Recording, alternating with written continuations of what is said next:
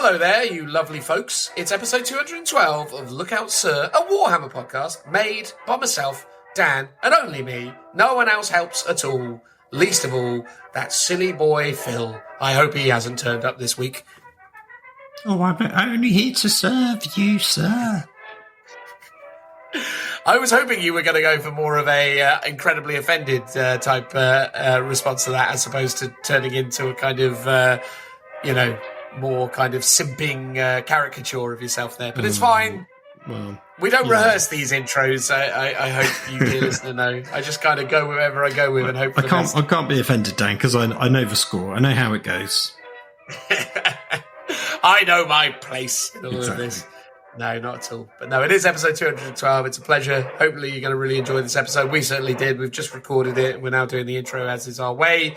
We're going to talk about our top 5 favourite units from Warhammer 40,000 based on a bunch of criteria that you can learn more about when you get into the actual segment itself. But for now, we're just going to say, Phil's got a new shed, everybody. You can't see it, but he's in it right now. Whee! I am. It's very nice. As of today, basically, I've managed to move in because I got the electric sorted yesterday. I have to say, Dan, I'm slightly perturbed by the new format where you don't ask me what the subject of the podcast is and you just talk about it yourself. I'm surplus to requirements now. No. That's not a new format, so to speak. That's just how I've chosen to do it on this occasion. But you did it last episode as well, I've noticed. Did I? You did it last episode, yeah. You just went off on your own. Didn't need me whatsoever. Surplus to requirements. No, I don't think that's right. All right, I'll address that in future adaptations, mate. No, thank you for bringing that to my attention. I'll take that on board as my personal review. Needs more attention to detail on that one. Fair. I just maybe I've just gotten into this weird habit where I'm doing it that way, thinking this is the first and only time I've ever done it, but it's now becoming a habit as opposed to a exactly. You're just trying to be too efficient and get on with it. No waffle. I'm definitely not trying to be efficient. I'm just trying to make it. I don't know what I'm trying to make it. But anyway, Phil's got a new shed, everybody. It's lovely to behold. You can't see it, but I can, and it looks great. I imagine it's slightly echoey as well, I think, is the point of why we're saying it, because there's not much stuff in it at the moment other than me and some bare wooden walls. Yeah, it is true. But, I mean, again, we'll see how it goes. Our 5-star review given by Is This Name Unique Enough on Apple Podcasts of Great Britain pointed out that we have quite echoey audio, although specifically I think he was aiming that complaint at me specifically. But now we're going to see whether or not Phil is also party to that particular crime, or whether it is just me alone causing that offence. Let us know, dear listener. Are we producing really, really terrible audio at the moment? And if you have any suggestions on how we fix that, we're all ears, because to be fair, despite having done this for a really long time, we've still not become very good at efficiently editing audio to make it sound crisp and clean. Sometimes we get lucky, sometimes not. I try my best, but, clearly that may not be good enough. Did you? I don't know if you listened to the episode that I edited together. I don't know if you thought that sounded better, because I obviously use a different audio cleanup system than you use. That's true. I did listen back to it. I did think it sounded pretty good, to be fair. I didn't necessarily feel like it sounded dramatically better, but at the same time, I could just be deaf in my old age now, basically. I'll go back and do another... it just all sounds the same. Yeah, essentially. It's just my stupid voice. And you, of course, Phil. And you. My stupid voice, yes. Well, exactly. Well, I wasn't going to say that. But, so anyway, as we say... 5-star review this week comes via Is This Name Unique Enough, who was kind enough to do so. If you would like to give us a 5-star review, we really encourage you to do so, because at the moment we don't have that many of them left to go through, so it's a great opportunity to get included on our 5-star review segment. And we're massively appreciative of it, and it does us a huge favour when you do that, because it helps us in terms of our discoverability and all that good stuff. It'd also be amazing that if you could maybe like and subscribe if you're all listening to us on a platform where that's possible. And then lastly, we obviously have our incredible patrons, who are incredible, wonderful human beings that enable us to be able to produce this content on the regular. Thank you so much to everyone who does that, and obviously if you would like to consider being a patron, all the links are in the description, and that is all we'll say on that. And then lastly, there's merchandise. Check out Rev Level, great little company, does some really cool stuff, and obviously they support us with, producing Lookout Sir merch, and they're really, really good peeps. So Do all of that, please, if you can. Phil, anything else, or shall we just get on with it? I was going to say, yeah, thank you, patrons. We love you much. In terms of T-shirt designs, I have an idea of doing a Sprankles T-shirt based on the last episode. But who knows if I actually do it. I was going to say... It might be too niche. Let's not get our hopes up, anybody. But, I'd love to see it, mate. I would love to see it. Please make it a reality. Well, I like the idea of doing a collection of T-shirts based on, I guess so far it would be all the silly stuff I've said that don't actually make sense because I've just mashed two incorrect words up together. Well, that's it. You've definitely not been sleeping enough of late. But, no, yeah, that'd be great, man. Maybe that's something, again, I keep saying, like, we should definitely try and do something for the patrons this year. Maybe if there is, like, the opportunity to do, like, a merch giveaway or something. Again, we'll figure that out. But between now and then, unless there's anything else, Phil, we're going to transition to the show. Yeah? Make it so. Make it so. Transitional noise.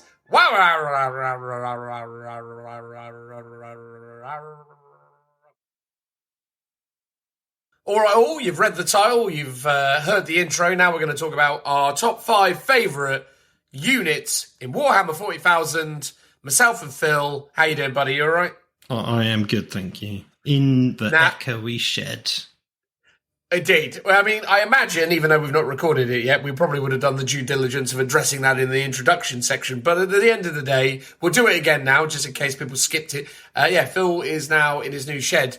Phil's there, the walls are there, the lights are on, all of it's looking lovely. The only problem is there's not much else in there at the minute. So, Phil is potentially quite echoey. Although, by all accounts, I've been echoey for ages. So, if you've been putting up with me this whole time, this temporary echoey Phil is probably fine, I would assert.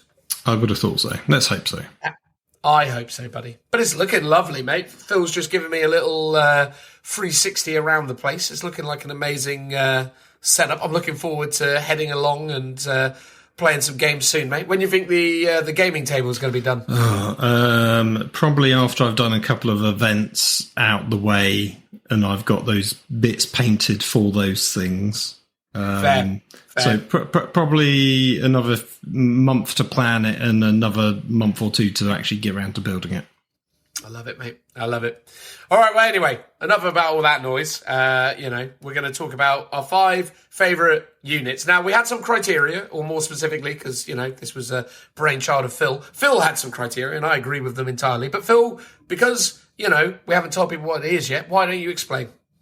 So we are doing our top 5 units for Warhammer 40k. So it's got to specifically be a 40k model. Can't be a heresy model, for example, that may have one day been in 40k, or maybe still is in 40k, I guess. So that excludes, I guess, things like the larger knights that are across both ranges, I would say. That's fair. I would say no resin, so none of the old traditional Forge World stuff, so none of the Titans, which, would be too easy of a slam dunk to put in, I would say. That's true. That's true. And then it's got to also be a current model that's available, so not a historic thing. But then in terms of the reasons why we're picking it, it could be a favourite unit to play with, it could be just looks alone, might be a bit of everything. Yeah, I think that's the thing. The criteria is broad because we have different reasons for liking them. And although Phil has said that obviously we're looking at miniatures that are available in the current game, in their current form, there is always a chance that we will also harken back to the historical reference points that they represent, talk about the old timey-wimeys when they were, different versions of themselves, assuming that those miniatures have a history. In many instances, with like modern releases, sometimes they are one and done, I suppose. But true. I think it's likely, me knowing Phil and knowing myself, that many of our examples that we're going to pull upon today probably do have a heritage and a history that spans beyond the here and now. But our 5 top units from Warhammer 40,000 based on those specific criteria, which are, again, that they're currently available, are plastic, or potentially, no, there is nothing currently available in Warhammer 40,000 that still uses metals or resins, I suppose. Maybe there is. There must be. There'd probably be a couple of fine casts. Oh, there's there's but not many. Beastmasters from Drakari. There you go. Were you going to pick Beastmasters and their beasties? No, I wasn't. No, that wasn't on your list. Fair enough. So we're going to do it from worst to best, as is the way. So we'll start with number 5, and we're also going to start with Phil, I think. So Phil, what is, according to you, the 5th best thing, unit, miniature, model, rule in Warhammer 40,000 right now? So I mean, I managed to narrow down a list of about 20 that I'm picking from. So it's still hotly contended. We can do some honourable mentions towards the end. You know, we'll put those in before we reveal number ones. I guess. Okay, that's fine. In terms of one of my favourite miniatures, I own it, but I have not yet built it. It is the Corvus Blackstar. The Corvus Blackstar. My goodness, this is already a controversial list. Number 5, the Corvus Blackstar. My goodness. I sort of wanted to throw in a vehicle. Yeah, of course. So one of my sort of personal criteria, I think, was it's got to be good enough that I would build it as it is and not convert it in any way. Which is there anything that meets that criteria? Well, I mean, not a lot, I would say. But so things like, as much as, so if we're talking about a few honourable mentions for vehicles, obviously I love the Lehman Russ. The current kit is a bit dated. The Forge World kit that they used to do that was a mixture of resin and plastic, I really loved. And the current Heresy Lehman Russ is fantastic. If I had to pick one, it'd be the Demolisher tank, because that's my favourite in terms of playing. But visually, the Corvus Blackstar is just a cool-looking flyer. I love the sort of the shapes of the wings. Another quick honourable mention, I think it was the Nephilim fighter. Oh, yeah, the Nephilim jet fighter, which has got a similar look in terms of like the sort of angled wings. To me, those are the two coolest. Different well, I guess you call it the fuselage, the rear wing area or whatever it is, because the Corvus has the kind of like double element to it, whereas the Nephilim is a kind of solid. Yeah, that's a sort of a lot smaller one, whereas the Corvus Blackstar sort of is a bit flatter, I would say. The thing that always surprised me about the Nephilim, or the Dark Talon, which is its alternate variant, was when I saw that, I was like, oh, it's like a conversion kit for a Storm Talon. No, it's an entirely original plastic kit. I was always like, wow, they've really gone to town on this thing. Like, it's crazy. But, yeah, man, like, I think the Corvus, it's weird. For me, the Corvus didn't quite hit quite right. I think it's lovely. I think it's a cool looking thing. It's definitely had its moments in the sun. My God, there have been times where the Corvus Blackstar has been a legit mini in terms of gameplay. I remember when they first introduced it back in like 6th or 7th edition, it definitely had its place. But then those editions were quite flyer-centric. Yeah. And, you know, Deathwatch have always been, you know, consistently quite strong with some of those elements. So, yeah, I think that's the thing now. I very rarely have seen Corvus Blackstars, which is a shame because I think actually GW's done quite a good job of giving them potential playtime with the way that they've written the rules for them in the Imperial Agents book, because now you're able to take the Deathwatch kill team, a Deathwatch character, and a Corvus Blackstar as a complete allied detachment, right? Which is kind of the cool thing that I feel like more people should just be doing, but obviously aren't because I guess it's not very good. Yeah, I think that's probably it. But that was my dream. So when the Inquisition box set came out last year, which had the classic Kill Team veterans, not the obviously new ones that are coming out soon, the original ones plus the Black Star, plus I think it was one of the Inquisition units, I was like, okay, cool, I'm going to buy that because I could just plug that into my Imperial faction army that I would normally run. So even my Krieg, technically my Custodes, but visually it doesn't really go with them. So I would just sort of save it for as a bolt-on for my Krieg. So yeah, Death Watch I would have loved to put more in, but too many of those sculpts I think are a little bit too dated. I had a little look at Death Watch Artemis, whose mini I really loved and still do, but it's definitely showing its age now, I would say, as a figure. It's wild, isn't it? Because Artemis was a pretty amazing sculpt at the time where he came along. I think, he suffers a bit with the big head problem of some of the old Firstborn heroic scale sculpts, right? Yeah, back at it, it's a big conch. They're pre-Primaris, but they're better scaled than the original Firstborn minis, and they're a bit of a halfway house. And yeah, the detailing but I don't think he was. I think he still fit more of the kind of squat, more normal kind of Firstborn aesthetic. I think he was kind of more in line with a lot of the hero sculpts of the era. I think it was only the veterans that kind of scaled up a bit. Okay, maybe. Because I don't even think he has the same armor pattern as the regular veterans. I think he's in a more traditional. I'm going to now look for my own amusement. That Death could Watch. be the case because he's based on the old 54. Oh no! I tell you a lie. Scale. No, he is actually in the whatever that particular mark with armor is, because he's got those ankle joints that were of that particular release, and he's got the same backpack. Oh, fair enough. I'm wrong about that, but yeah, no, he definitely has the big head problem. It's got a big old head. But yeah, anything else worth mentioning on the Corvus Blackstar? I mean, obviously in the rules today, you've got good transport capacity, a vehicle upgrade that you're never going to give it because you're always going to give it the I forget now. You can give it the smoke keyword or like stealth, I think, is like the two options it gets. Yes, because the smoke one is was it Halo launchers, I want to say. Yeah. It wasn't smoke, because smoke is the -1 to hit, but it's specifically the keyword. I'm going to have to look it up now. What do you do today, Corvus Blackstar? Corvus Blackstar, War Gear abilities. Oh, yeah, so it has either ignores cover or the smoke keyword. So it's the Auspex array, that's it. Yeah. In what world are you not taking the Auspex array? It's just pretty much every time.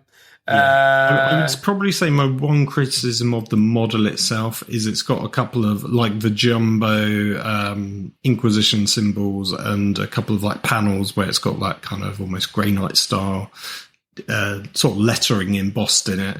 Not massively keen on those two elements, but I love that you can. I think it comes with either a regular kind of window like canopy or an armoured. Fully shielded cockpits. I think that's really cool. The picture that they've got in the app kind of makes it look like a beach turtle, like it's coming up to the up the beach to lay its eggs. It does look a bit like that. Anyway, there we go. No, mate, honestly, I mean, I can't fault it. I think the Corvus has definitely got its place. I think it's a bold choice to pick a flyer as well. I mean, obviously with your... Because they're very, as you said, it's not the season for flyers anymore. Back in 6th and 7th edition, for sure it was. 100%. 100%. All right, yeah, so Corvus Blackstar is Phil's number 5. My number 5 is Khorne Berserkers. That's what I've gone for number 5. Ooh. Khorne Berserkers. The thing about Khorne Berserkers is, and to be honest with you, they almost featured higher, but once I started going through the pecking order of what I think is truly awesome Warhammer 40,000, the Khorne Berserkers kind of just dipped down a little bit. The thing is, right, first of all, it's iconic Warhammer 40,000. Khorne, Warriors of Khorne Berserkers, they are the stuff of Warhammer 40,000. As long as I've been engaged with the 40k hobby, some of the most beautiful and evocative artwork of the setting has featured Khorne Berserkers. They are pure Warhammer 40,000 nonsense, and I love them. I think they're just utterly awesome. The head sculpts, the helmets, the hats, as Jez Goodwin would say, are really iconic and incredible. The way they incorporate the Khorne iconography, the symbols, etc. beautiful. And then just the way that they've kind of updated the sculpts to really kind of communicate some of that kind of more feral ferocity. The face masks where they've got like the half helms, the grills with the grisly kind of bestial qualities is just utterly stunning. And it doesn't hurt that they're the backbone of a Khorne World Eater army. If you're taking World Eaters, you're going to have some of these guys in there. This isn't one of those situations where it's Space Marines and you're not really bothering too much with Intercessors, although to be fair, Intercessors have probably found more of a place lately. But I think, you know, the Berserker is not just a stunning sculpt, it's also a really persistent element of a really iconic Warhammer 40,000 army. And I just think it's stunning. I think it's a great range, and also the rules are super fun. The blood surge is a laugh. The fact that you kill things and then they run at you is a really cool mechanic. And you know, they buff with other things and hit real hard. They do everything they say on the tin, and they look dead pretty. So I don't know, what was your vibe on World Eaters, Berserkers, Khorne Berserkers, I should say? Well, they're very much a quintessential villain of 40k, and I feel like that's one of the things that 40k's lost recently. That Khorne used to be the archetypal bad boy, number one enemy in 40k in terms of the portrayal of like chaos. As you say, it was everywhere. Now I feel like, especially with the emergence of, I guess Thousand Suns was the first one, and then it was Death Guard, but it feels like Death Guard as a model range makes them feel more like the main focal point, or there's just less focus on Khorne in general nowadays. Death Guard had that poster boy status throughout 8th edition, and 8th edition was a really seminal edition for Warhammer 40,000, probably one of the most significant and important editions of the game ever.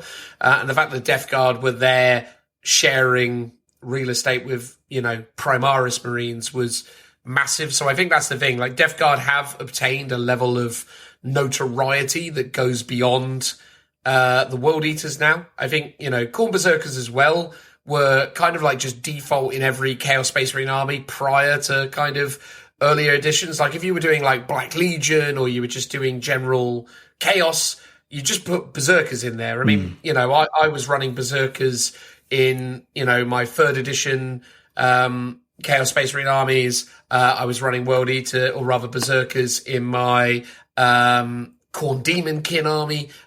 You know, there are all these sort of elements where they've kind of prolifically featured in other kind of chaosy releases. Almost now it feels like they've almost kind of been moved into a situation where they're almost exclusive to World Eaters. But I do think there's still viability to adding these guys to, you know, your Chaos Space Marine forces. It just feels like people don't do that as much as they maybe should, because it's a bit of a weird higgledy-piggledy way that you gain access to them now, because you kind of have to have multiple books and stuff, which I guess for a lot of players is just a bridge too far. And to be fair, Chaos Space Marines, I just don't think Chaos Space Marines at the moment have really figured out what they want to be or what they want to do, and it's almost become these kind of mono-god factions are becoming more of the sort of definitive adaptation of Chaos. But all that being equal, Berserkers look lovely. They've got cool fluff. I mean, they're just a bunch of loopy geezers who, because of their Primarch, went, yeah, whatever, I'll stick a bunch of nails in my head. That sounds like fun. And then, you know, just run around smashing everything up. As I say, it's quintessential 40k and a beautiful unit. It is. It was weird. I was having a quick look at the models, and I was like, oh, are these really old models? Have they not been updated? And then I had a little bit more of a look, and I was like, oh, no, they are new sculpts. Yeah. For some reason, they sort of have a slightly dated feel to them, and maybe that's just because they're so similar to the originals, or it's that classic case of the photos can't quite do the models justice because they're in these like super dynamic running poses. But I wouldn't look at them from the website, at least, and be like, these are great sculpts. I mean, not to say they're bad sculpts, but I wouldn't. These wouldn't factor into my top 5, even my top 10. Even my top 20. Well, that's it. Blimey.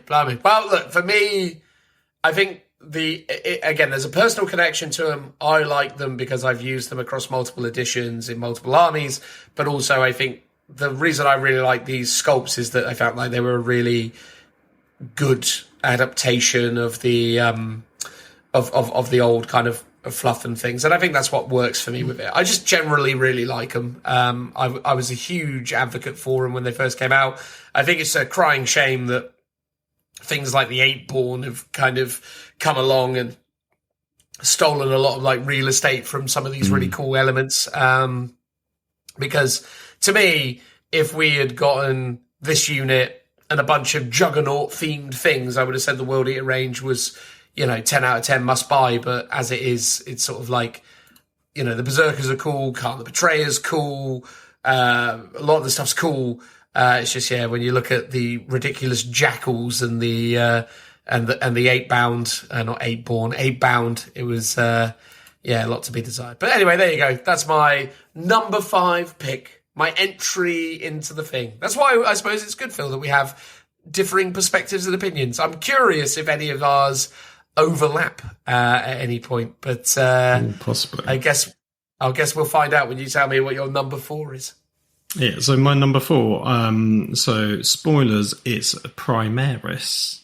But my goodness. Is that even a thing anymore, though, Phil, Primaris? Because it's, it's all just Space Marines now, isn't it? It is true. So I went for what I feel is quite quintessential as a Primaris. I have a bit of a personal connection to it in terms of I own this unit, I have built them, but have I painted them? I have not. Okay. Because I was going to say Inceptors. Oh, well, I did think about that for a minute, but I have them. I've converted them up. I would say there's a lot to say about the Inceptors. They're very cool and unique. I would say maybe the flight stands let them down as a sort of a base model. 100% that's true. Rules-wise, they're fantastic. Oh my God, they're so good rules-wise. The ones that I've done that are similar is the Hellblasters. That's my pick. I mean, much in the same way as you didn't have Berserkers in your top 20, I don't think I have Hellblasters in my top 100. Here's the thing. I think what I like about the Hellblasters is that they were like a different direction for Space Marines in terms of their all mono build is maybe the correct, mono weapon, right? They're a unit, they've all got the same weapons. They sort of harken back to the sort of heresy sort of style of formations and legions in that respect. It's cool that there was a multi-part kit with 3 different weapon options. But my personal favourite was specifically the heavy versions with the cables going from the gun to the backpack. I think actually they look really cool. So yeah, it was like a sort of a pick to highlight Primaris. But probably one of my more favourite units I wanted to go for. Honourable mention that almost made it. Space Marine Scouts, the Kill Team squad, because I actually think they look very cool as a model. Really cool. Primaris Crusader squads from love those. Black Templars. Again, they've got a mixture, so they've got a guy that looks a bit like a Blade Guard. They've got... Well, he's a sword brethren, yeah. Yes, yeah, but he looks a bit Blade Guardish. Then you've got the regular guys, and then you've got the novitiates, which are scouts. So it's sort of 3 in 1. And actually, think about it. So my other pick would have been Blade Guard. Oh, Blade Guard. Okay, fair. Because they are also something completely new, but stylistically very cool. However, I have converted mine, so therefore I don't think the generic guys are all that great. Whereas Hellblasters, I wouldn't. I would just build them as they come because I think they're good enough. Yeah, Hellblasters, I mean, yeah, definitely. It's an interesting kit now because it's kind of got this weird kind of design as a kit that doesn't necessarily align with gameplay now, in the sense that before the kind of Primaris range was padded out by being able to kind of take adaptations of the same unit. So you have the assault variant, the heavy variant, and kind of like the rapid fire regular variant, if you will. But I do actually really love that about the about the kit though, because I think like depending on what level of kind of hobby and what level of project that you want to do now, you can obviously do the heavy Hellblasters with the cables and the more kind of heavier backpacks and things, and really kind of get across the weightiness of that kind of chunky weapon. Or you can go for the lighter assault variant, which is a lot more kind of, you know, nimble and agile, I suppose. Or you just go kind of for the middle ground, which is really nice. I think that really does actually add a lot of really interesting, you know, kind of personal expression, I suppose. Because these days, you know, the latest kind of equivalency, the latest kind of release that they've done that is similar to that has been the Infernus Marines, the Flamethrower Marines, and they don't really have that same level of versatility. No, They're you just get them as is, right? It's like one gun, and there's no sort of variation within it at all. So those older kits have a sort of a special place in my heart as a hobbyist and also as a gamer, I guess. Hellblasters also have some cool rules. The old shooting on death mechanic has been sort of iconic since they came in 8th edition, and then being able to combo that with either... I mean, they have only had that rule since 3rd edition. Oh, sorry, not 3rd edition, 10th edition. Oh, it was the... Was it the banner before guy... the banner guy could give it to him before. But before they just used to be really, really shooty. Now they're really shooty and keep shooting even after they die shooty. Which is that's true. But they're a pain to play against whenever I end up on the opposite side of the table. Like, they're good. When I get to run my unpainted ones, they're also very fun to use as well. The thing I've always found, you mentioned Blade Guard as an honourable mention. The thing I've never quite gotten over with the multi-part Blade Guard kit is the image of the studio paint job where the Marine is wiping his sword with a chaos icon. I still have no idea what anyone was thinking when they did that. It confuses and it sort of... I think it was trying to symbolise that he just killed a chaos person, but why he would be cleaning his blade, his probably sacred blade, with some tattered remains of a Chaos Warrior. Who knows? I think the one downside against the Blade Guard isn't the actual Blade Guard kit themselves. It's the Blade Guard, what's the name? The standard bearer model that comes separate, where he's armed with a banner but has no sword or shield to speak of, and only has like a pistol, and you're like, just give him a sword so he can fight with everyone else. It just seems much more like important a weird that he choice. carries that weird skeleton hand around with him. It's much more important that he's bringing that to the table. Yeah, so he can sort of like, that's where it's at. Nice, man. No, look, good pick. I think, the Hellblasters definitely wouldn't have factored into my top criteria, but I do think they are definitely more viable today than they have been in the past. I think they had their early 8th edition moment. 9th edition, they didn't really factor in at all. And then obviously 8th, 10th, they've been pretty prolific, or at least in the early instances. Again, they've kind of fallen off lately, but they are they are an interesting unit. Probably, I would speculate, likely to be deleted in 11th edition, but we'll wait and see, I guess. Mm-hmm. I think there's heavily rumoured that we're going to be getting a new tactical squad, and I wouldn't be surprised if some of these kind of specialist units all started to fade out into insignificance. No, surely they need to keep them.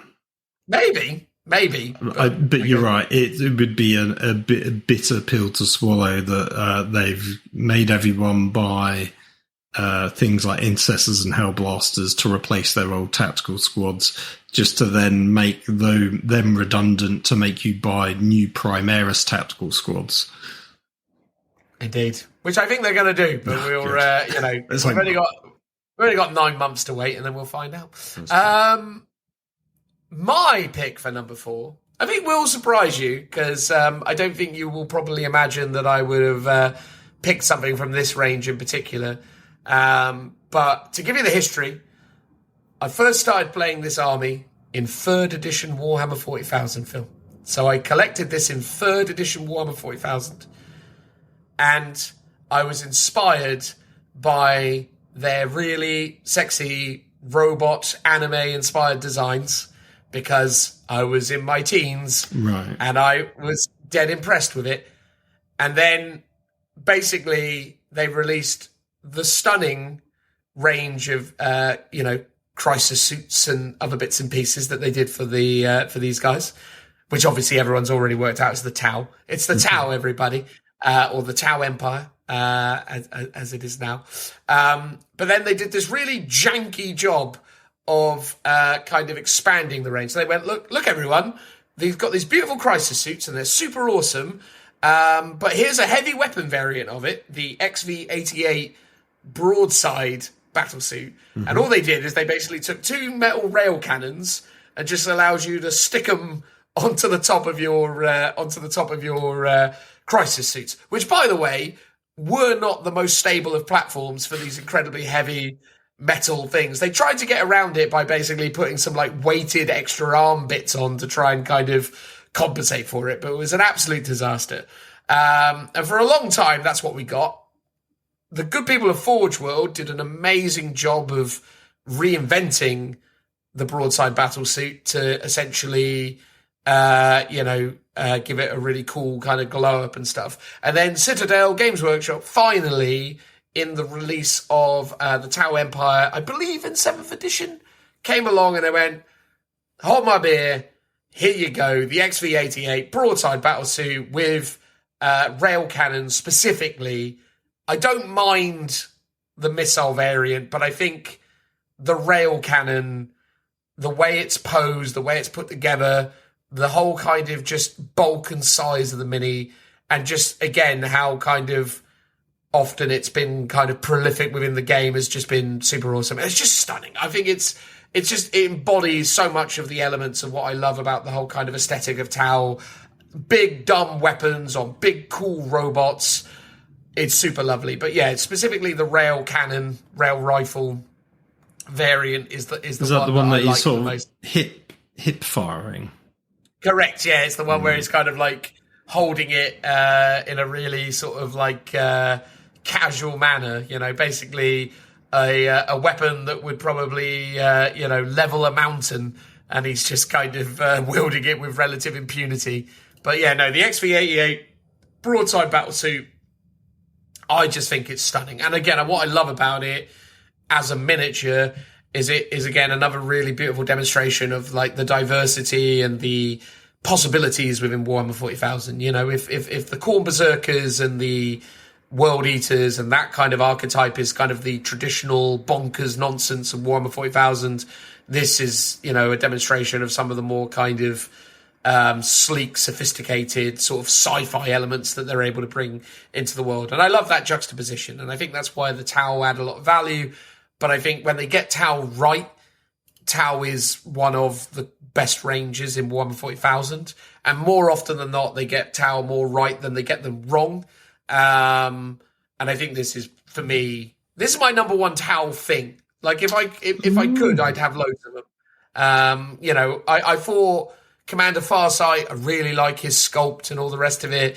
I think he's a beautiful mini, but I don't necessarily feel like he is, to me, kind of like the best embodiment. I also don't really enjoy the fact that they've gone really blatant with Farsight by going really heavy into the kind of Japanese influences, right. The whole kind of cherry blossom tree. And it just feels a little bit too blunt force. Yeah, exactly. This at least is kind of uniquely its own thing, while still obviously being heavily influenced by those old kind of anime cues. And I love my anime, Phil, as you know, and I'm a big Japanese nerd boy. As are you. That is true. I wouldn't have put you down as a Tau collector to begin with. I bought them straight away in 3rd edition. As soon as they came out, I was all over them.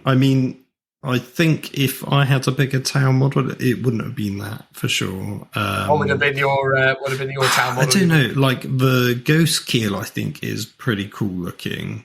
The Ghost Keel, I don't like its weird, chunky face. I sort of always find the Ghost Keel kind of. the Tower Empire Commanders as a battle suit is probably up there because it's more like the classic ones, but has got sort of better proportions and details.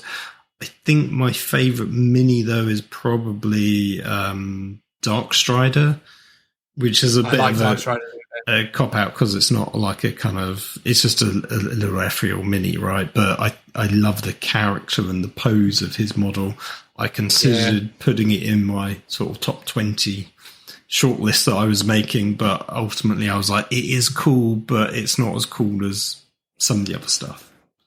Do you know one of the other minis that I love for them that I think, again, but bizarrely, I think we agreed we weren't going to go resin. I don't think it would have made my top 5 anyway because it's a dumb choice, but I love the sniper drones. I love them.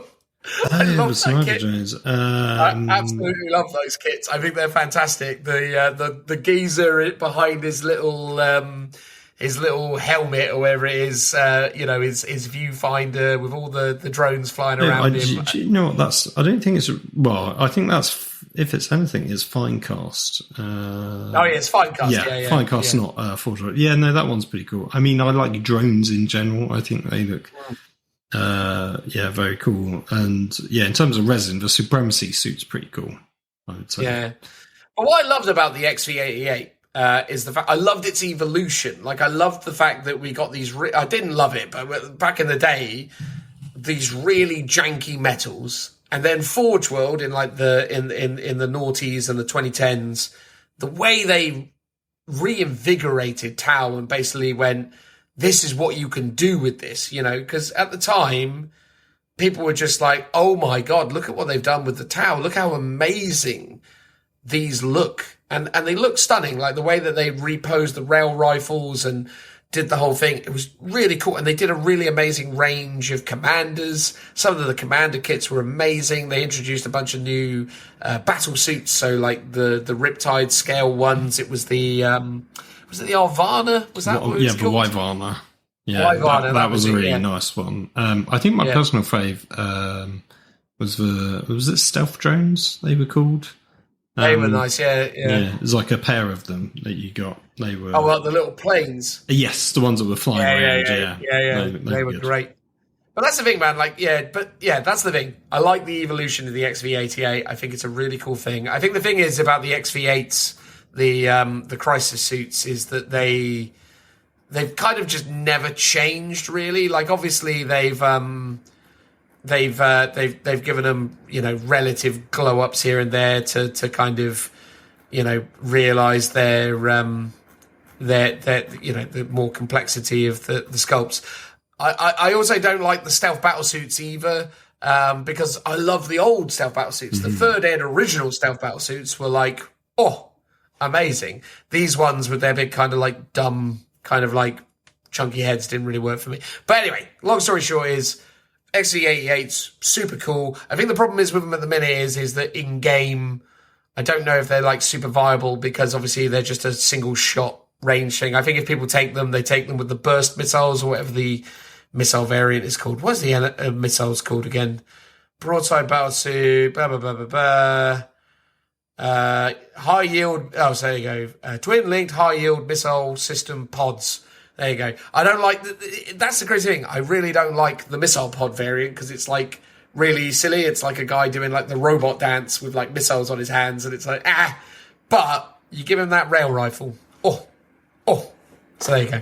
Bit of a diatribe, but ultimately I like the XV88. It's a good time. So, number 3, Phil. What we got for me?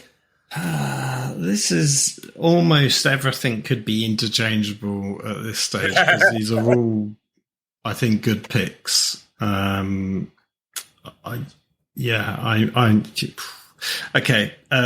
This one was probably going to be number 2, but I bumped it down to number 3.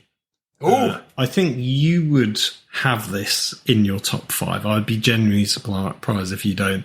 I don't have this model. Well, actually, I technically did buy this model to convert into something else because I thought it was quite a good sculpt. It's Abaddon the Despoiler. Ooh, Abby boy. Surprisingly, I didn't have Abby in my top 5, although because you've got a jumbo model.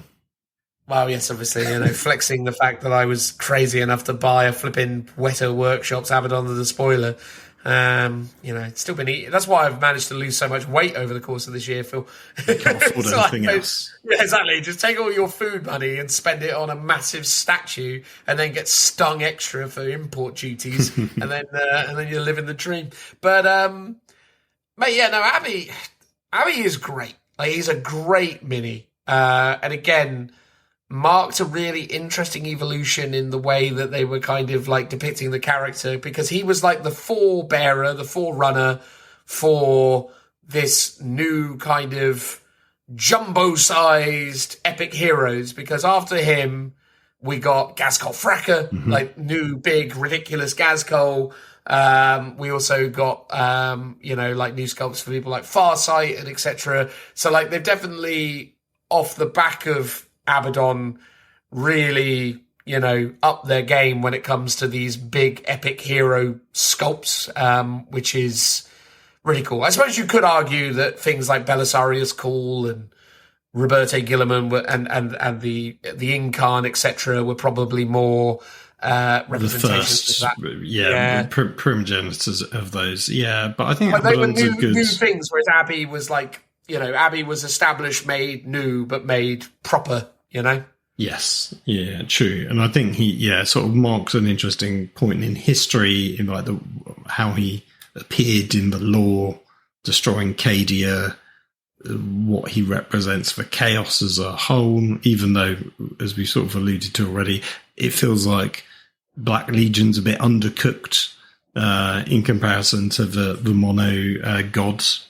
as a range, as a faction.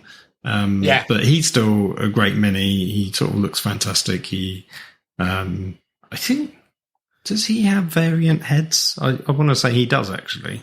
He does have a few different faces, I think. I think he's one of those ones where you can get him looking in different directions, maybe, but maybe not like variants. Or maybe you could give him different hairstyles, different versions. Yeah, of the it top was knot. something like that. Yeah, I can't quite remember which it might have been. Yeah, either different. He was one of those minis as well, though, where they actually were quite joyful in the way that they dealt with the construction as well, because they put a lot of little details under the fold, as it were. Yeah, so you see the sort of the Terminator sort of undersuit and the mounting bits for the shoulder pads and stuff like that that basically disappear as you construct the mini, which is a great detail to add in, and should do more of, I would say.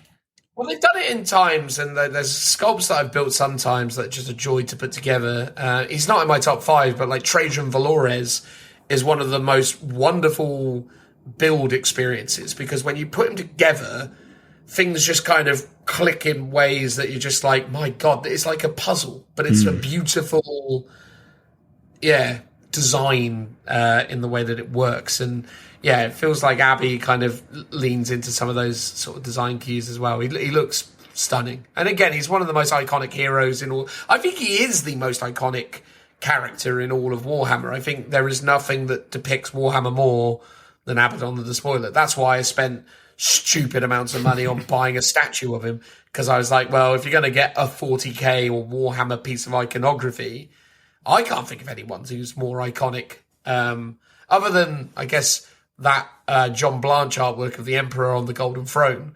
Like, sure, like that is pretty iconic Warhammer, but again, that's more of a sort of romanticized idea as opposed to an actual kind of presence, I suppose. So I doubt anyone's ever going to try and iconically, kind of reproduce that, although if they did, I'd probably buy it. But although it'd be a weird thing, it must be a human. Anyway, let's not dwell on what that could be. But yeah, no, Abby's great, mate. I can't argue with it. And the rules for him, like he does slap things. He just isn't very durable anymore, which is a bit of a shame. Yeah, there was definitely a time when he was always like an auto-include to sort of Chaos Armies. In 9th edition, he was just rotten. He was like literally like, what is this guy? Why is he... I mean, when they first introduced him in 8th edition, or not first introduced him, but when they first released the sculpt in 8th, it made no sense because he was kind of the size of Roberto Guilliman, but he had basically a worse profile than Marnius Calgar. And it's like, what? What is this? Why is this magnificently massive miniature got the rules worse than Marnius Calgar? It doesn't make any sense. He's the size of Guilliman. What's going on? And then obviously in 9th edition, although be it quite late into 9th edition, they went, all right, yeah, sorry about that. Here you go. And it was like, oh my God, can we go back to the world where he was worse than Calgar, please? Because this ain't fun. Although obviously the Black Legion Chaos Space Marine players were loving it, and fair play. They deserve the fun. Anything else you want to say on Abby the Don? I mean, obviously he's iconic Warhammer. I'm keen to hear what your next one is. It's so crazy right now because I've got 3 things that are floating around my head in the top 3. I'm very confident in my number 1. Very confident in it. Mm-hmm. I'm really torn between my 2 and 3. So I'm going to go with the dice roll and basically say that I think on balance, my number 3 pick is Terminators. Ooh, yeah, okay. They're good. Again, it comes down to there's nothing more iconic than Terminators. Terminators are not the kind of protogenitor, early first thing that you will have been exposed to in Warhammer 40,000 had you basically been there from the beginning, but they're pretty close. Like, Terminators, you know, brought to life through Space Hulk. Space Hulk was a massive intellectual property that had loads of spin-offs. I first found about Warhammer 40,000 through Space Hulk, specifically the Commodore 64 version of Space Hulk. Right. Yeah, the Deathwing version of it. And, you know, and then obviously it was later released on like PlayStation, Sega Saturn, the Vengeance of the Blood Angels. But then, yeah, obviously at this point I was getting in Warhammer 40,000. Early doors when I was playing Warhammer 40,000 in 2nd edition, Terminators were these ridiculously awesome things that, you know, took time to build up. Like, you know, they felt chunky and important, right? Like, because, you know, I seem to remember that back in the day, I don't recall in 2nd edition being able just to buy a box of Terminators. I think they only came in blisters, and it took time to build them up. I would basically get like... I think the very original version, which was in a red box... the red Blood Angel Terminators, although they were generic, but the artwork was in a red box. I think that was probably 1st or 2nd edition, and you got that as a box, but then subsequently it was blisters for ages. Yeah. And that was the thing. When I bought my very first Terminator squad way back when, to be fair, it was a Chaos Space Marine Terminator squad, so, you know. Ooh. But, actually, the Chaos Space Marine Terminator squad was definitely sold in a box. I remember it now, because I did buy it in a box.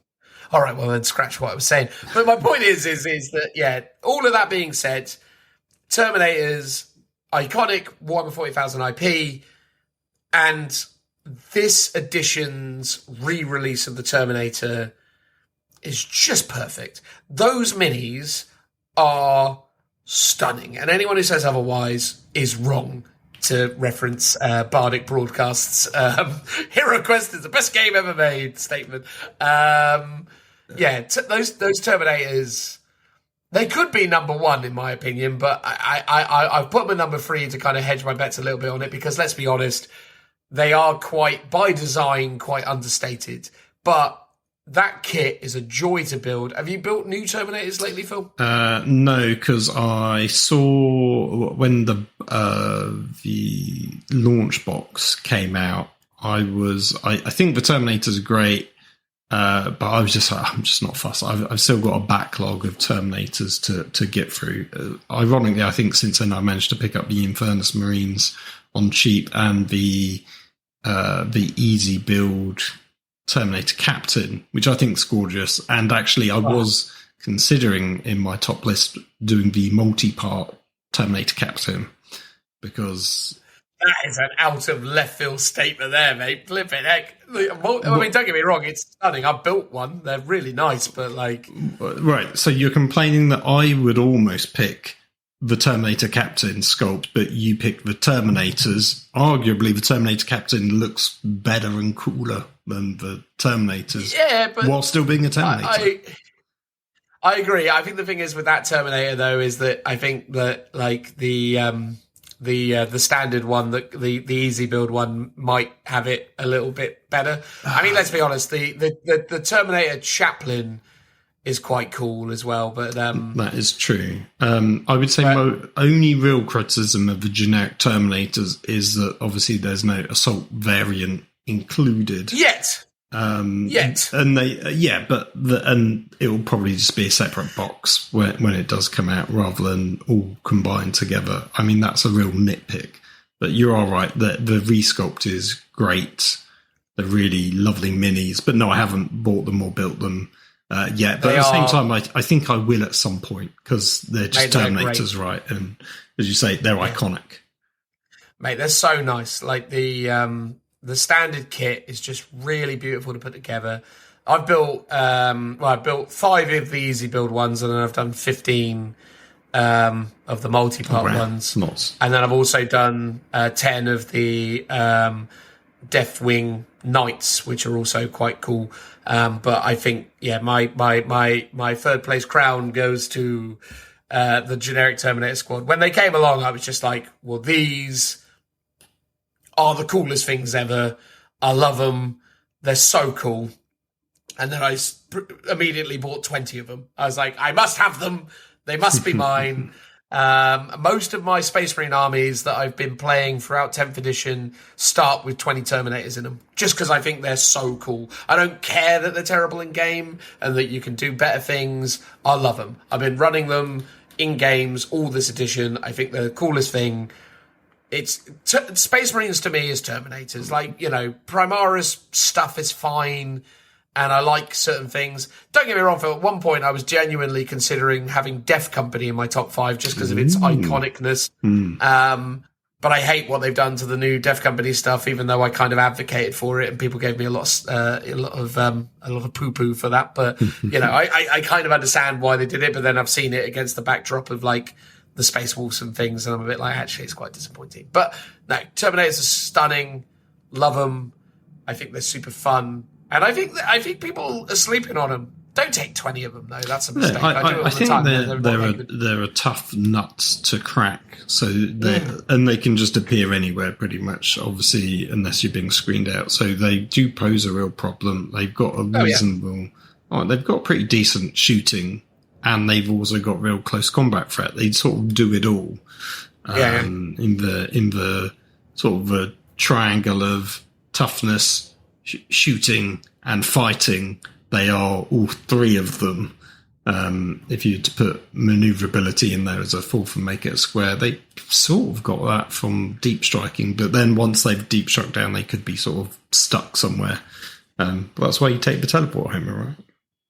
Well, the teleport hammer no longer does the redeploy thing. It doesn't. It just allows you, lets you rapid ingress for 0 CP. I mean, that's still quite good.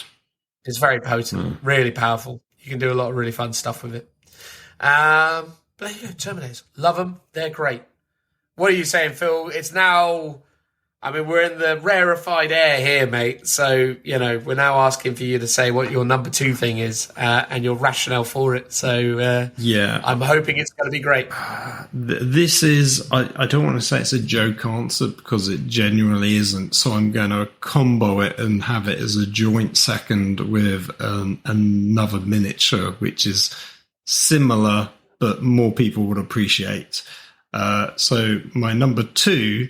which probably is my most favourite of all time figure, is Astrid Thurger, but more importantly, with Agatha Dolan, the little old lady. Mate, you went there. To be fair. It was originally my number 3, but I was like, no, it's too good. It's got to be number 2. No, I can't disagree. And to be fair, I mean, like, in a way... See that one? Because the Anyway, banner's super impressive on so Astrid, nice. but the little old lady carrying a little box of bits is a phenomenal miniature. I've still got to buy it. It's on my to-do list that I will do. Anyway, so despite that being 2 models, the actual joint second was the much more traditional answer, is the Triumph of St. Catherine, because I think it is a phenomenal mini. It looks gorgeous. It looks like a paint and build and probably to even play with because it's so fragile. But as a pure object on a tabletop or on your shelf, I think it looks phenomenal. And I love the sort of more diorama-esque aspects of that miniature. And that was probably the first time Games Workshop really did anything like that in the sort of modern setting.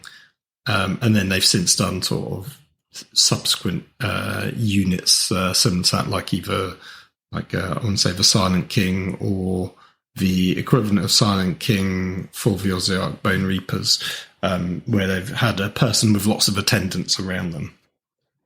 Yeah, they definitely went through a period of kind of realizing those really nice miniatures that were made up of a cohort of different things, like a squad on a base, as it were, which is really, really cool to see. And genuinely, I mean, the Triumph of St. Catherine is pretty undeniable as one of like the best minis ever. And also for a long time, it's also had really amazing in-game applications. I pretty consistently see it even today in Sororitas armies. I think it's just such a quintessential thing that everyone kind of, whether it's good or bad, it kind of, the miniature is so amazing and it's so iconically sisters that people just take it regardless, right? Like it's one of those things where I don't think I've actually played against it. Like I don't think I've ever seen anyone run it personally. I've seen loads of people running it. It's a solid mini for sure. Mate, in game, I don't necessarily know right now whether it's the best thing ever, but I definitely think it is, it's viable. But regardless, the mini is stunning. The details are amazing. The storytelling, the whole thing is just phenomenal. But I do agree with you that the old lady is also Agatha. Yeah. Agatha, thank you. It was Agatha all along. Mate, honestly, don't get me wrong, there was a time where I was also thinking of putting her in my number one spot just for the lols, because I do still think, in a way, I do. Because she sums up sort of everything that's a bit mad about. In a way, I do kind of still feel like she's my favourite model in 40k, but at the same time, I don't know really if she can really, really hold that. Well, exactly. Here's the thing. I felt like I had to mark her down because she's not a model on her own. She's with another model, which is good, and it's still a stunning model, and the banner's really impressive. But it's not Agatha on her own. No, that's fair. That's fair. Mate, no, great picks, though. Great mini. So, no, fair enough. My number 2, assuming you're done with talking about the Triumph of St. Catherine. Yeah, okay. My number 2, for those of you who've known me for a long time, you will have known me as an Eldari player. It's kind of been my mainstay force for a very long time. This would have been one of my honourable mentions if I'd allowed myself to get to the honourable mention stage, but I'll say it now just for the sake of saying it. Had it not been for their latest release, I would have given probably a much higher status and position to the Striking Scorpions, because throughout the history of Warhammer 40,000, Striking Scorpions have had 2 of my all-time favourite kits. The original Rogue Trader, then 2nd edition Striking Scorpion kit, is by far and away, it's the reason I play Warhammer 40,000. It was the lore, the bait that got me in. Like, that was the thing that reeled me into Warhammer 40,000. The minute I saw Striking Scorpions, I was like, I'm in. These are amazing. And then Jez's redesigns for 4th edition Warhammer 40,000, the old metal ones that came before this new version, were by far and away the greatest kind of unit sculpts I've seen in ages. Like, those 4th edition Striking Scorpion models, utterly stunning. But the current ones, I just don't like them at all. They're really not. They're like a soulless replicant of of the concept of the striking scorpion. They lack all of the personality, or the energy, or the presence that those old sculpts did. Technically sound, but just don't work. But that meant that when I basically got to my actual pick for second, it became a lot easier, because really the number one thing for me at the moment in Eldari, the most iconic, beautiful mini that you can get in Eldari, and pretty much the centerpiece of most people's Eldari armies, is, of course, the avatar of Kayla Menchikane. My goodness, what a mini, what a model, what a rule set. Like, it's been bananas on the regular, this thing. Like, early 10th edition, this guy was just terrorizing everyone. But this sculpt is just stunning. Again, one sprue, right? One very large sprue, but one sprue only, and a number of variants. You've got different adaptations of the Wailing Doom, which is essentially the avatar's melee weapon, so you can have it as an axe, a sword, or a spear. And you've also got a number of different head options as well. So you've got the kind of traditional double horn, top knot look, but you can also have more of a kind of unhelmeted kind of Kayla Menchikane, more kind of wild god, version of him. Or you can also have him wearing more of a kind of Spartan-esque helmet. Just an utterly stunning miniature. Definitely an example of the Citadel design team just firing on all cylinders. And again, an interesting evolution, because ultimately the old school metal avatar has been the old school metal avatar for years and years and years. Forge World did an amazing job of reimagining that with a sword and spear variant. So they did two different avatars. Yeah, the spear guy was amazing. Like the way that the one where he was like lunging forwards with the spear in a kind of almost like throwing it like a jab, or a spear, I suppose. Javelin-esque throwing. Really amazing. And then the way that Games Workshop, Citadel had just sort of taken that, and then all the original design cues, even incorporated some of the elements from the kind of Daughters of Cain, more kind of dark elf influences, and brought those in as well. I just think it's stunning. I love it. I think, how can anyone not like the Avatar of Cain? And also the rules for it in game are stonking. So win-win, I say. The Avatar of Cain, stunning. You're right. It was almost on my pick when I was going through the Elder stuff. It was sort of a toss-up between the Avatar of Cain and Fugan. I thought both of those minis are really good. I guess the Avatar of Cain has more like weight and like sort of historic, just generally history behind the model and the character. Whereas Fugan, to me, doesn't really have that. Whereas the Avatar of Cain is sort of peak Elder, I would say. Yeah. But because of that, I sort of looked at them both and go, are they really up there? Not for me. But it is a good model. Yeah, Avatar of Cain. I think the downside is maybe some of the like alternate head sculpts aren't actually that great. I like them all. I think they're all really nice. The kind of classic one is the best, I would say. Yeah, I agree with that. I still think though that I think the alternative is really nice. I really love the Wraith Lord as well. I've got a real soft spot for the Wraith Lord. I think it's a really stunning thing. Yeah, really nice. I think again within Eldari, like one of the other things I was thinking about was like not striking scorpions. I already talked about them, but the other one was warp spiders. But warp spiders now are kind of like, I don't think they've been around long enough for me to build a proper level of affinity for them. I haven't purchased nor built the new warp spiders because I've been on a bit of an Eldari hiatus for the last little while because I spent so long playing them and I spent so long basically being that guy that I've kind of veered off them a little bit at the minute. But I am meaning to make a triumphant return to them one day. But for now, I just kind of muck around with my various other forces. But one of my favourite Elder units is the Warwalkers. Because I remember when I first, as a kid, got into 40k, they were like a quintessential Elder mini that obviously my mates always had. And the current sculpt, I think, is really good, but they just don't ever seem to get any love.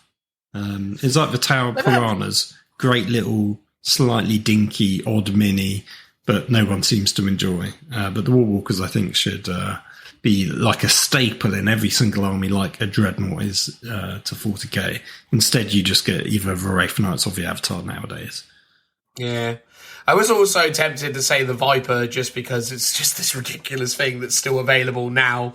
And I just thought it'd be like a lols pick to go, oh, it's the Viper jet bike.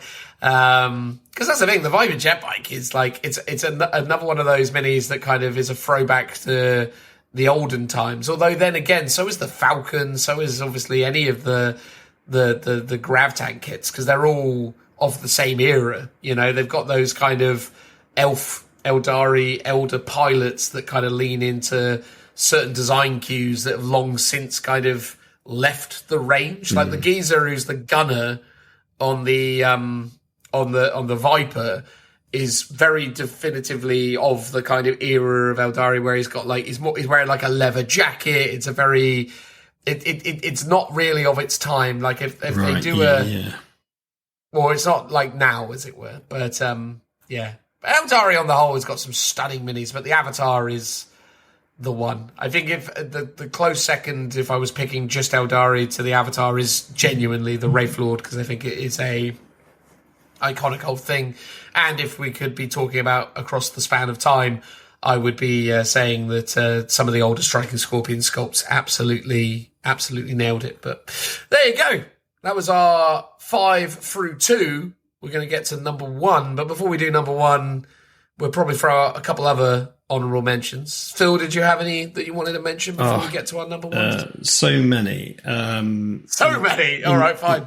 So in terms of the miniature that I really like to play, but the sculpt is terrible and I don't actually use that sculpt, it's not terrible, but it's just not the best.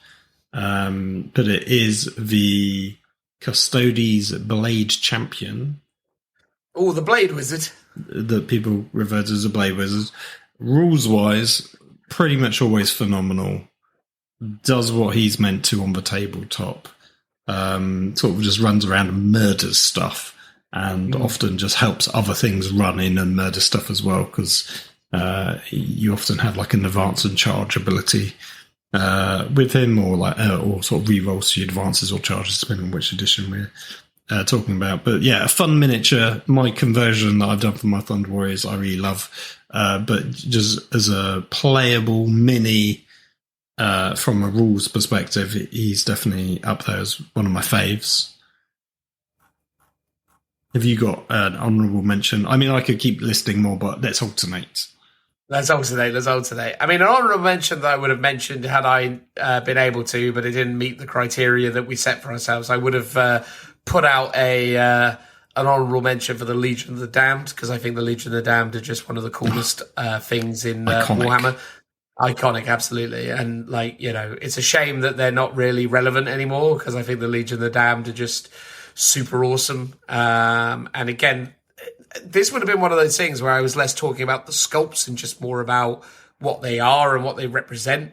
And, for their time, if you managed to get your hands on a retro, second, third ed box of Legion of the Damned, they were utterly awesome. They were just one of those things that was just super cool. And it's crazy in a way that, to think there are now modern Warhammer 40,000 players who've been playing the game for the last 6 years, 8 years, whatever it is, who really have no relationship with or any real knowledge of the Legion of the Damned, because basically Legion of the Damned ceased to exist at the end of 7th. They did have some indexes and rules in the indexes in at the start of 8th, but not very many people were rocking them.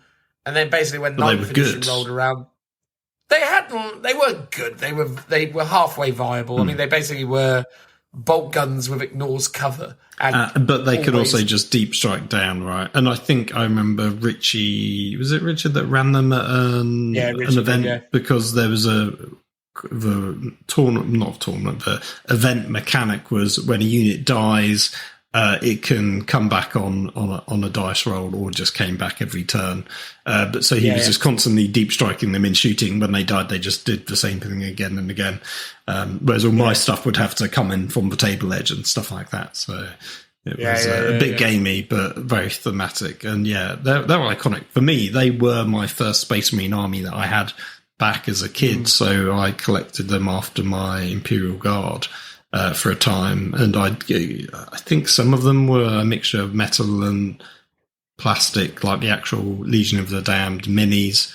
A bunch of them I just converted up. Like I made I sort of made like was it a grav gun or something, but out of a bunch of different bits on I think I took the old Blood Angels Mephiston metal mini and converted him up to be this like weird Legion of Damned character, and I made a metal Legion of Damned dreadnought and all sorts.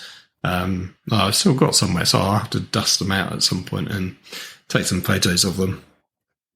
Yeah, I think the original Legion of the Damned box didn't have. I think they were all metal. In fact, I think they've always just been all metal, and then subsequently fine cast when they did the release for them later on. But yeah, I always remember. I just looked it up. It was White Dwarf 224 where they released the rules for running an entirely Legion of the Damned army. And they showed you conversion instructions for taking a chaplain and turning him into a Legion of the Damned commander, nice. Which was really, really fun. Anyway, yeah, the Legion of the Damned would have been an honourable mention for me, but say, Levy, got another one for us, Phil? Yeah, speaking of things that didn't make the cut due to the criteria, I would probably go for the Forge World Macarius tank, any of the variants.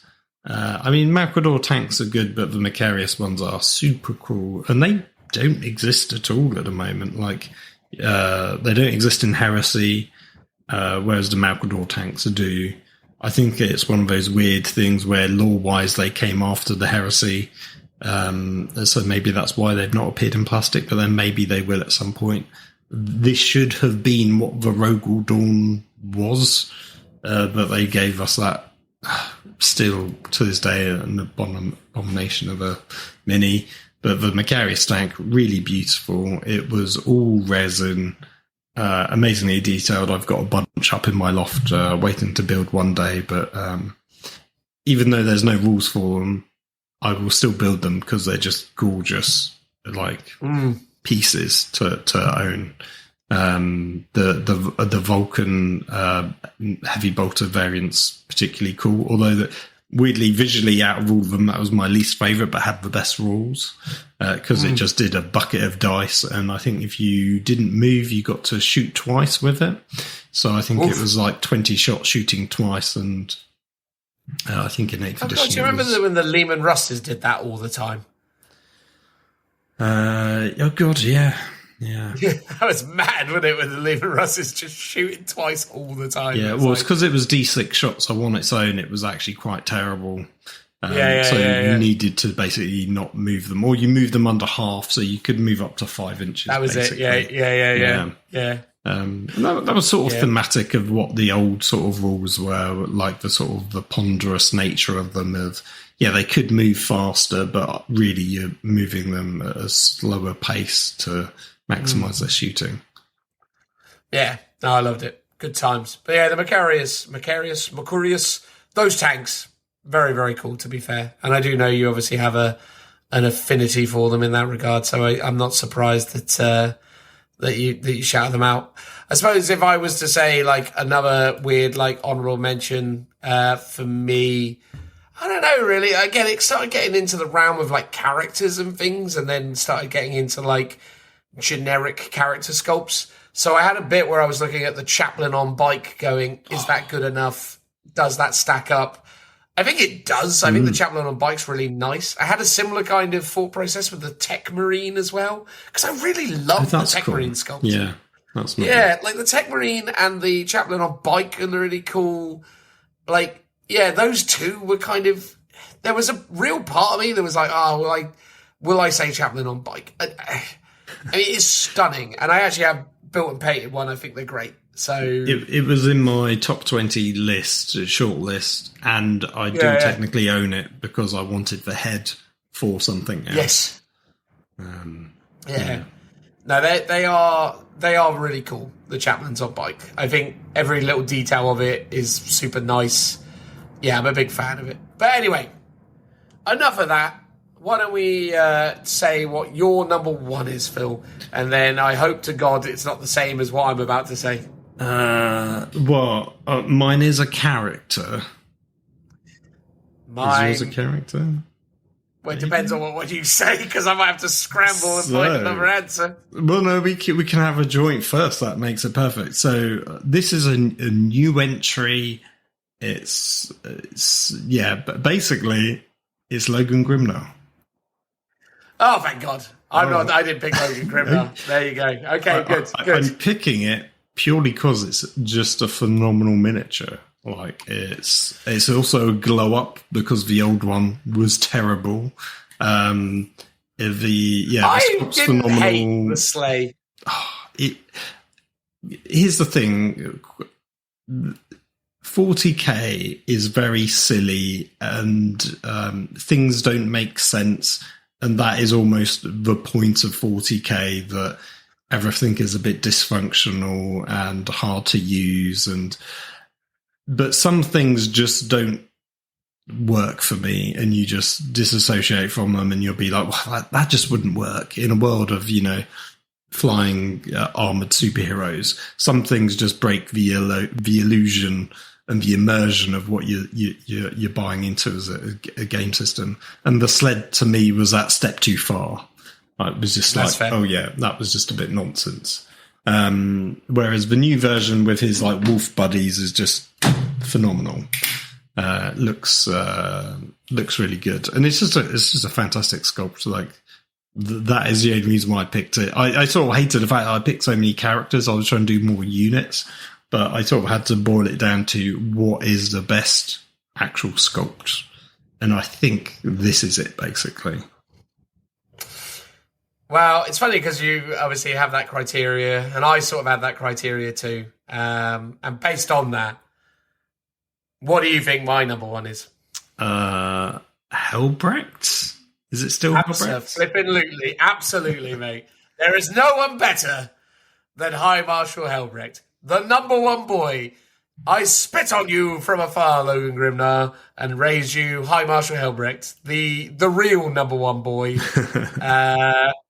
I think, yes, Logan Grimnar is very pretty.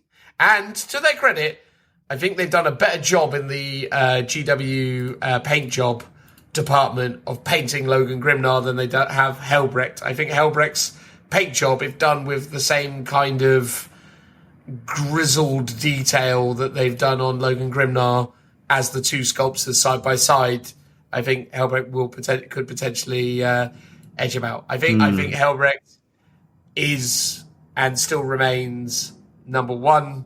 I think he has just had super interesting rules put out for him in Black Templars, at least based on what I've seen in the various leaks and rumors, or just what people are saying on the internet right now, because obviously the NDAs have lifted on the content creators that can talk about this sort of thing. The servitor details are stupendous. The dead orc on the floor is really, really stunning. The fact that you can model him without the dead orc if you so choose, although obviously you're going to want to have the dead orc on it. Yeah, you can remove the orc. You can have him with or without the orc body, which is it's really good, man. Like they've done it, and again, he's got a head swap, which I wouldn't give him. I think you need him with his fleshy face. But yeah, stunning mini. It's funny that we picked two minis that both have two little assistants. Well, indeed. Two wolves or two servitors. But yeah, the servitors are very cool. I do like them. I think the servitors are cooler than the wolves. That's what I will say.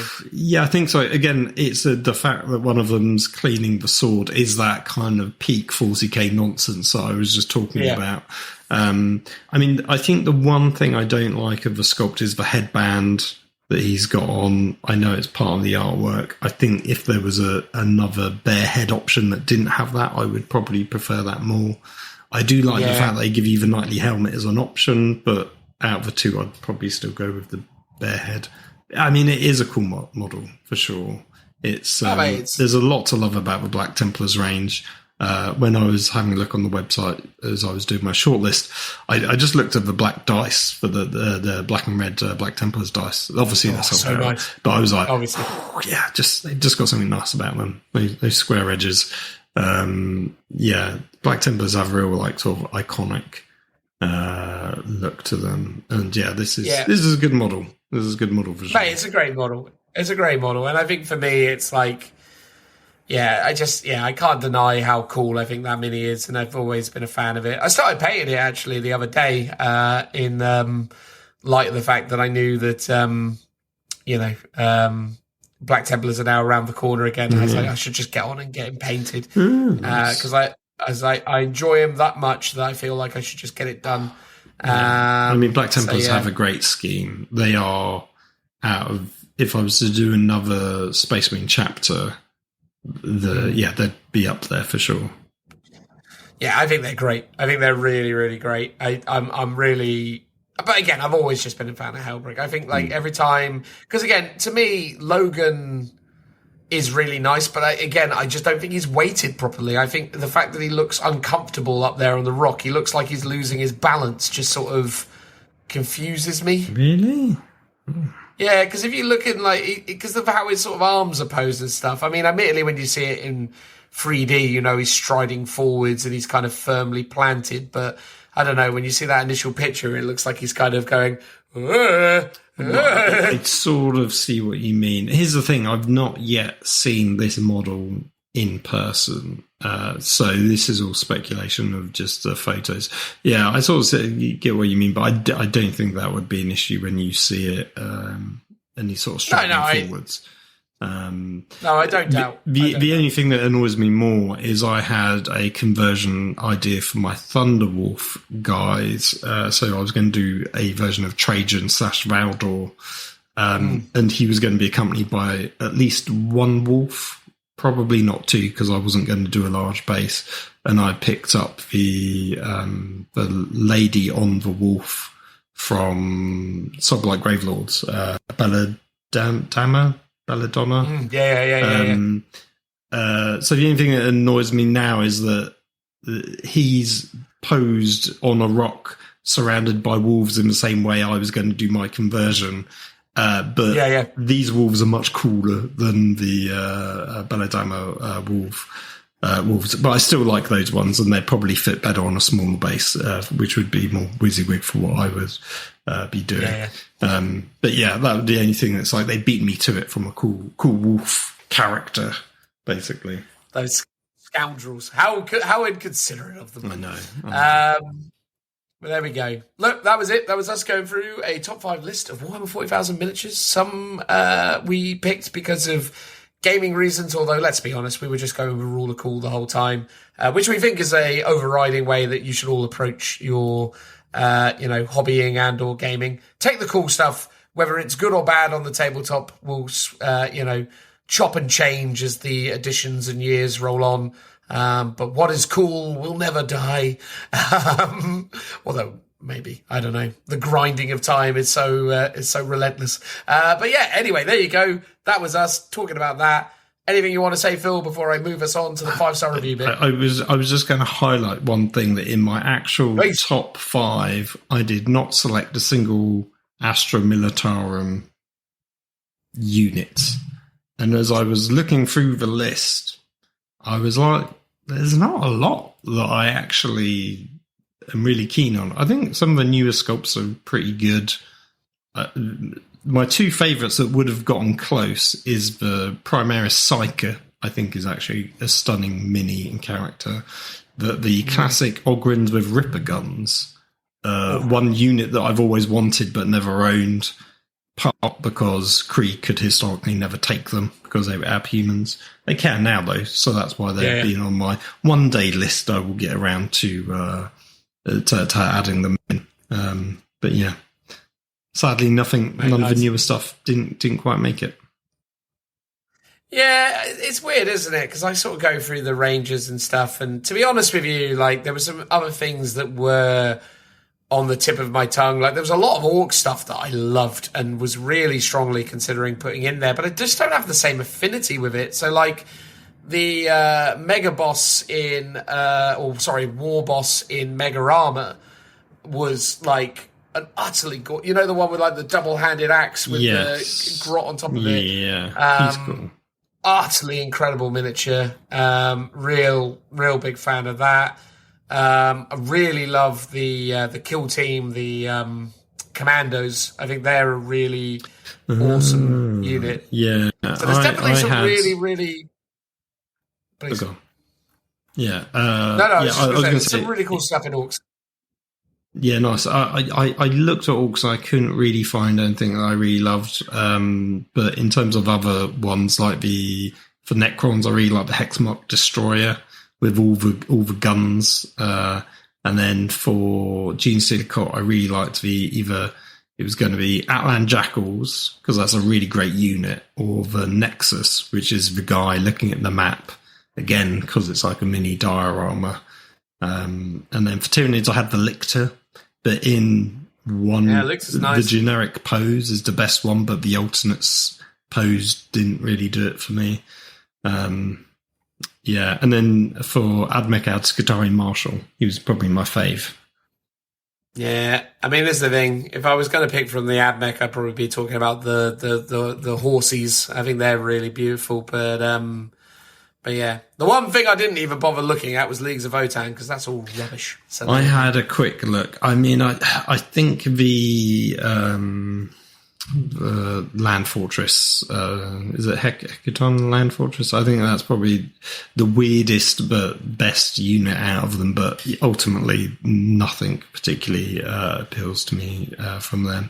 Now, in terms of knights, it was either the Knight Castellan or the Armiger War Glaives. But yeah, just didn't quite make it. No, indeed. All right, well, there you go. That was that. We're going to move on now to the 5-star review. Thanks very much for listening, everybody. We hope you enjoyed. And now we're going to talk about a lovely human being who's given us a 5-star review. Transitional noise.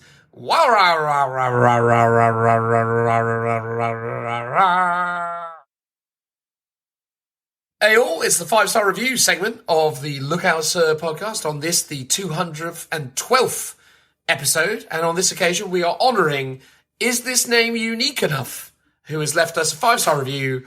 Oh, I know, beautiful name. Is This Name Unique Enough left us the 5-star review via Apple Podcasts of Great Britain. Thank you very much for doing so. Is This Name Unique Enough? You're an absolute scholar, gentleman, and other, incredible words that, appropriately sum up our thoughts towards you. And if you would like to be like, is this name unique enough? You need only leave us a 5-star review yourselves, because, it's good for us and it's good for you at the end of the day. I'm not sure how entirely, but maybe you'll get a kick out about yourself being talked about on the internet by two people that you've built a parasocial relationship with. Wouldn't that be nice, eh, Phil? Exactly. Warm, fuzzy feelings for everyone. Absolutely. It's like we're really friends. Yay! But, as I always say, I've never met anyone who listens to the Lookout Sir Warhammer podcast that I haven't got on with thus far. Had some nice occasions meeting listeners while at the recent Age of Sigmar event we did a little ways back. That was super nice. Obviously, we ran into people who listened to the show when we were doing the doubles way back when, Phil, and even the 40k golden ticket stuff as well. Mm. That was all really lovely stuff at the end of the day. Always a pleasure to meet the listeners and connect with you. And obviously, this is kind of an added element of that. But anyway, I will have shielded for all of this in the intros anyway, so I won't do it again now.